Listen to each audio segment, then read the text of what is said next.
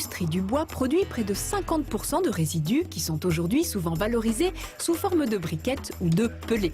Ces granulés de bois comprimés présentent une très bonne alternative à l'énergie fossile.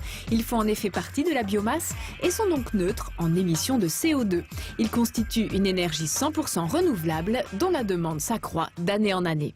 Pour le moment, l'offre satisfait toujours la demande et pour preuve, le prix du pellet est terriblement stable. Si la demande devenait vraiment importante et venait à dépasser l'offre de nos producteurs, eh bien des alternatives existent.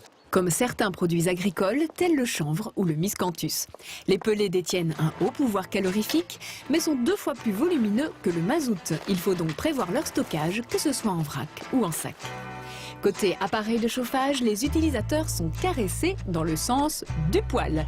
Des poêles de plus en plus performants, presque design, et dont certains ne nécessitent plus qu'un petit entretien tous les mois. Les chaudières à pellets ont quant à elles su se faire plus compactes et plus économiques, tout en remplissant exactement les mêmes fonctions de régulation de température que leurs consoeurs au mazout ou au gaz.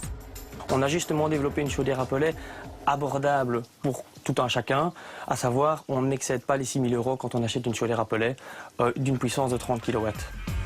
L'économie réalisée par ce propriétaire depuis qu'il a abandonné le mazout se situe autour de 400 € par an.